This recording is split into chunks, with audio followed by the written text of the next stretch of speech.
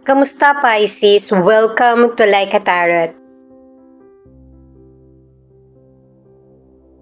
Kunin muna natin ang energy mo gamit ang angel number at mystical cards. Mamaya, gamit ang tarot cards, alamin natin ang past, present at future mo.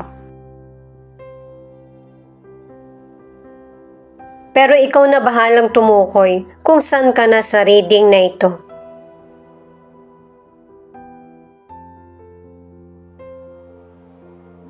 Six, six, six. You've worried about some aspect of your life and have been thinking negatively. May mga sitwasyon sa buhay mo na hindi mo maiwasan na hindi mag-alala. Pwedeng resulta ng job interview mo, kalusugan, or situation sa career o negosyo. Mas isipin ng positibo para positive din ang ma-attract mo sa buhay mo. Mas marami kasi magagawa sa buhay mo ang pag-iisip ng positibo kesa sa negatibo. Paligiran mo rin ang sarili mo ng mga taong positive ang kaisipan at marunong magpasalamat sa natatamo. Para maibabahagi mo rin yung positive na aura mo sa kapwa. Ito yung dalawang mystical cards mo.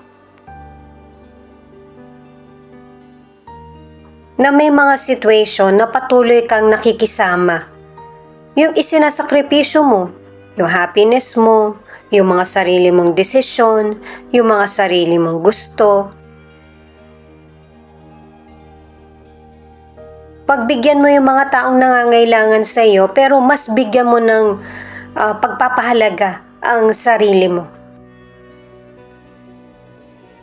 Lalo na sa mga taong nakakasalamuha mo, sa kaibigan, sa family, o kaya sa person mo. Sabihin mo o ipakita yung mga limitations mo. Kaya pala yun ang message sa iyo ng angel number mo. Kaya nakakaisip ka ng mga negative kasi yung mga nagagawa mo mukhang hindi worth it, hindi sapat sa mga natutulungan mo or napapakitaan mo ng pagpapahalaga or pagmamahal. Paalala para sa mga bagong viewers na ang reading na ito ay timeless reading, general reading at guide po lamang. Ano man ang gender mo or edad mo, kunin mo lang kung ano yung akma sa sitwasyon mo. At saka ikaw na rin magpalit kung si person mo ito o ikaw. At ito yung start ng 1 week reading mo. Ito muna yung alamin natin patungkol sa past.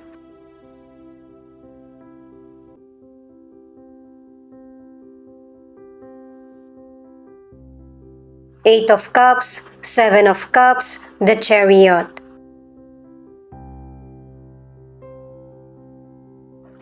May mga situation na nakakaramdam ka ng kakulangan at hindi mo alam kung saan ba talaga tugma yung situation mo or ano ba yung magiging kasagutan sa mga pinagdaraanan mo. Hindi ito magtatagal yung pagkalito sa isip mo or pag-iisip ng negatibo.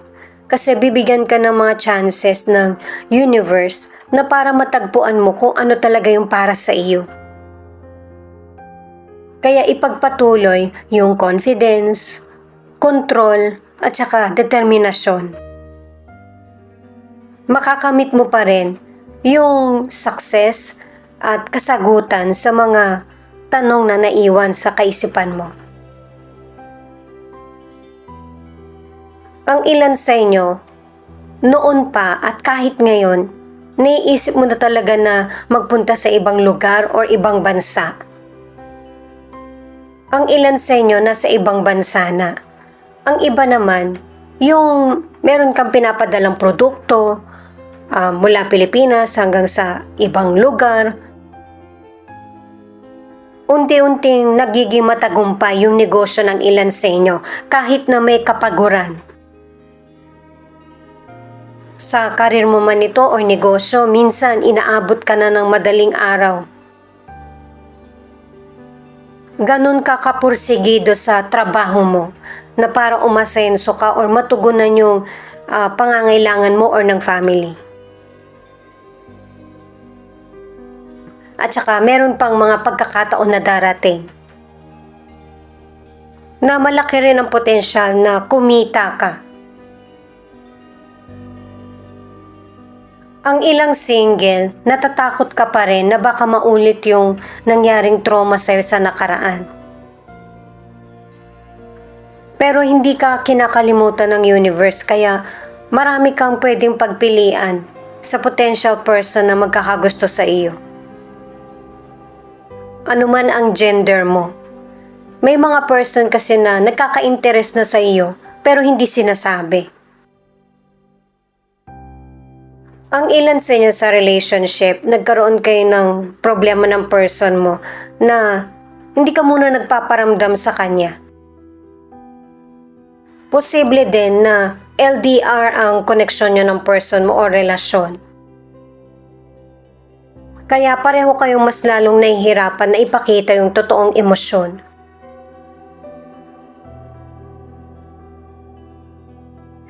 The Hierophant in reverse, Page of Cups, Knight of Wands. Ito yung mga cards mo para sa present. Itong mga cards mo pinapakita na kailangan ng baguhin yung mga maling nakagawian mo or paniniwala. At kahit dito pinapakita na hindi mo kailangan magsakripisyo alang-alang sa iba kasi magkakaroon din sila ng desisyon na para pansarili. Mas magiging payapa pa yung buhay mo sa kung paano mo papahalagahan ang sarili mo para papahalagahan ka rin ang kapwa mo. Paalala itong cards na ito na meron talagang person na manlilin lang sa iyo. Maging aware ka. Yung ilang sign ay kung paano kanya itinatrato. Na kapag kaharap ka or kapag nakatalikod ka na. Makukutuban mo ito at saka malalaman mo sa panaginip. Ganon ka ginagabayan na para makaalis ka sa negative na person or situation. Sa financial, ngayon ka na muli nagkaroon ng maayos na daloy ng financial or magkakaroon ka ng money. Pero pinapaalala ng mga cards na ito na alalahanin mo yung panahon na nagkaroon ka ng kakulangan sa financial or yung bang naloko ka sa money, yung hindi na ibalik sa'yo. Pinapaalala ka na wag basta-basta ipagkatiwala yung kita mo. Magtitira ka para sa sarili mo, lalo na sa mga emergency. Para sa ilang single, yung experience ng kaibigan mo or kakilala, kakaiba sa magiging experience mo sa potential person na makikilala or makakarelasyon.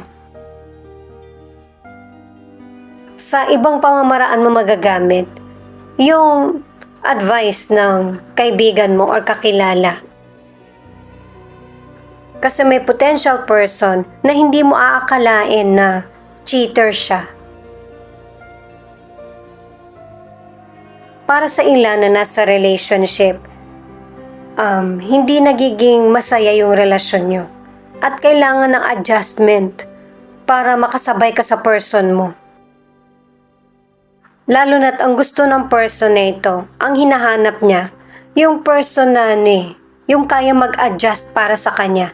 Kasi alam niya sa sarili niya na hindi rin maganda yung pakikitungo niya sa kapwa niya.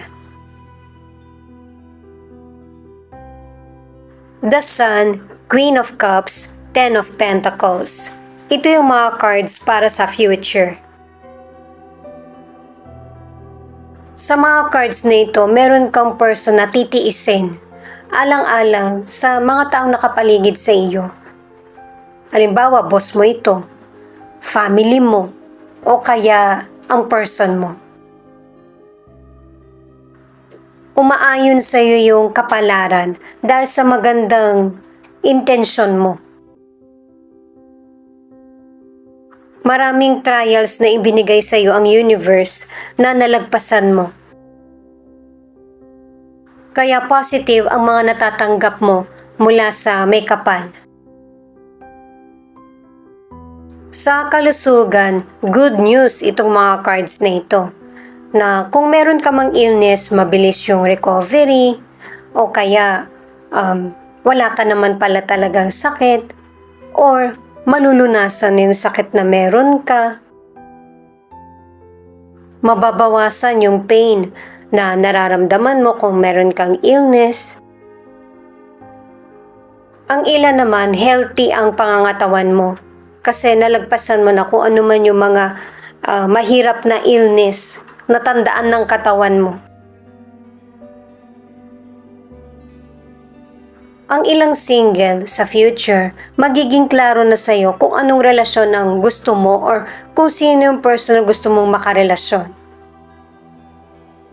Kasi may ilang single na Pisces na yung person na makakarelasyon mo, hindi yung person na gusto mo. Dahil sa ito yung time na magbabago yung pananaw mo, pipiliin mo naman yung taong ikaw yung mahal. Yung magiging resulta ay positive. Magtatagal yung relasyon nyo hanggang sa magpakasal na kayo at saka magkaroon na ng sariling pamilya. Ang ilan sa relationship, maraming pinagdaanan yung relasyon nyo ng person mo, nandyan yung cheating, yung hindi ka pinapansin ng person mo, o kaya yung bang naging malamig siya sa iyo. Dahil na rin sa pag-uugali ng person mo, ano man yung gender niya. Isa sa inyo ng person mo or maybe ikaw ito na maninindigan sa relasyon na gagawin mo pa rin kompleto ang relasyon nyo o kaya yung buhay nyo. Kahit na ang dala sa iyo nito ay negatibo or kalungkutan. Di ba nga pinakita na sa mystical cards na merong nagsasakripisyo? Nakikisama sa person para magtagal ito. May mga ilang Pisces na ito yung decision. Pero worth it naman kasi nagiging happy yung mga tao sa paligid mo at saka nagiging masaya ka na din. Ito naman yung feelings ng person mo na pwede rin ipakita yung feelings mo.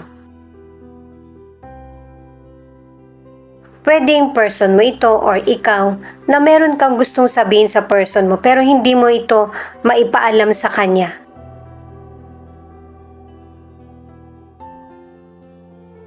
Kasi itong person mo, malayo man siya or malapit, hindi niya na ipaparamdam sa iyo na meron kayong teamwork sa relasyon. Yung bang palagi siyang wala.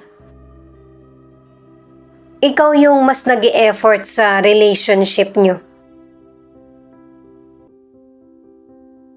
Siyempre, sa relasyon, hindi naman pwedeng yung person mo lang ang magdedesisyon. Kailangan kayong dalawa yung magdedesisyon para nagpapatuloy yung relationship nyo.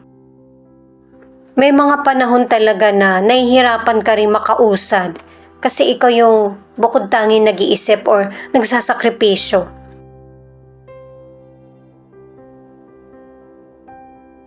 Ito yung nararamdaman ng ilang Pisces na ipinakita na rin sa tarot cards na hindi ka napapahalagahan, feeling mo nawala na yung pagmamahal ng person mo sa iyo. Kasi hinahayaan ka niya sa mga decisions. At may mga panahon na kahit yung person mo, yung hindi rin siya makapag-desisyon sa mga gusto niya. At kagaya mo, meron din siyang takot na maiwan sa situation.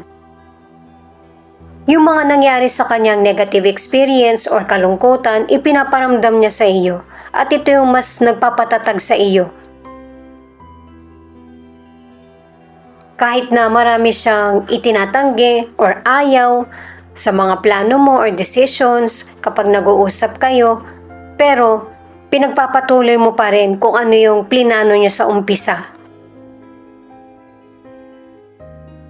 At itong nararamdaman mo, at kahit yung nararamdaman ng person mo, wala kayong pinagsasabihan. Yung mga importanteng detalye, itinatago nyo lang ito ng person mo sa sarili. At ito yung nagiging dahilan dahil sa kakulangan sa communication, sa clarity. Ito yung nagiging dahilan kaya ang dating ng relasyon ay negative. Yun bang unhappy? At base sa mga cards, libangin yung sarili. Huwag magpaka-focus sa negatibo. Merong blessing, abundance, clarity na darating sa iyo. Hindi dumarating kasi nabablock ng mga negatibong kaisipan. Ito naman yung ilan sa 12 zodiac sign na nangunguna sa reading na ito. Aquarius, Cancer, Virgo. Ito naman yung mga letra na posibleng andito yung letra ng pangalan ng person mo or letra ng pangalan mo.